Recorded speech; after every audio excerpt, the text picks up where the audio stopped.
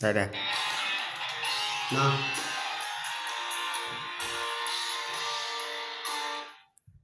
สบายดีทุกคนเนาะวันนี้เฮาสิมาเนาะฮอเพลงสู่ฟังเนาะเป็นเพลงที่ข่อยแต่งเนาะได้ดนตรีมาแล้วเนาะแต่ว่าเสียงยังบ่ทันได้เนาะฝากทุกคนกดไลค์กดแชร์ซอยได้เด้อเนาะอีกคลิปหน้าเนาะสิปล่อยลง Facebook เนาะโอ้ปล่อยลง YouTube เนาะฝากทุกคนไปติดตาม YouTube เนาะของช่องของข้าพเจ้าเองเนาะบอนสายบันเทิงเนาะตัวไทยเนาะไปฟังกันเด้อเนาะเนื้อเพลงเนาะเป็นไรเนาะม่วนทุกคนเนาะ มวนเพลงใหม่เพลงมาใหม่เนาะ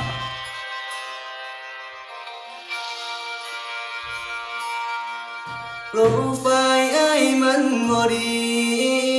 สามีเจ้าคงบ่สนย้อนวาสนาเกิดมาจนเจ้าคงบ่สมคนทุกชีวิตอ้ายบ่ได้ดูแลบ่มีปริญญาคือเขาสามีเจ้าคงบ่เอาเฮาบ่สมกันบ่มีดอกลำไยป้ายแดงสิพาน้องแก้มแดงไปเที่ยวมีแต่โดนห่างพันเดียวเจ้าคงบ่สนใจโอ้โอ้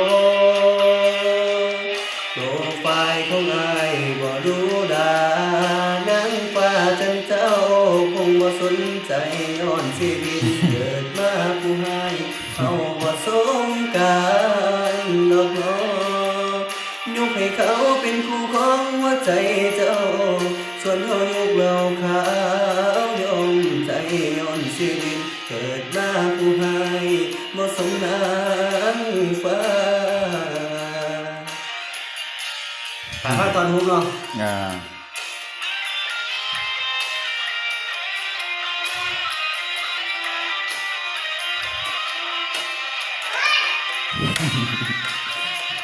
โอ้ร้านกับหมดไปหมด อ่า บัดนี้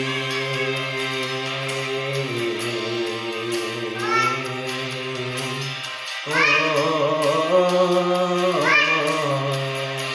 แป๊บนึงย้อนเกิดมาล้อผู้ให้หังสำใดก็ต้องปล่อยย้อนบุญได้มันหน่อยบ่สมเจ้ามอมพนาง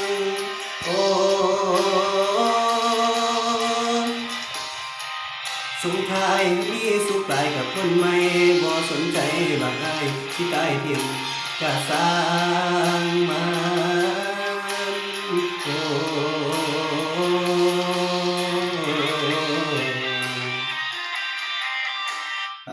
เนาะฝากทุกคนกดไลค์กดแชร์ซอยเนาะฝากติดตามช่อง YouTube เนาะของข้าพเจ้าเนาะบอนสายบันเทิงเนาะพิมพ์เป็นตัวไทยเด้อเนาะแล้วก็เพลงนี้เนาะเฮาอยากถามมาสิตั้งแบบว่าเนาะคือข่อยมีชื่อเพลงนี้เป็น2ชื่อเนาะข่อยอยากให้ทุกคนมาตัดสินให้แน่ว่าเพลงนี้ควรชื่อจังไดเนาะคือโปรไฟล์อ้ายบ่ดีหรือว่าเฮาบ่สมกันเนาะเพลงนี้ควรชื่อจังไดเนาะฝากทุกคนติดตามเนาะกดไลค์กดแชร์เนาะอีกคลิปหน้าไลฟ์ฟังแน่นอนขอบใจทุกคนเนาะ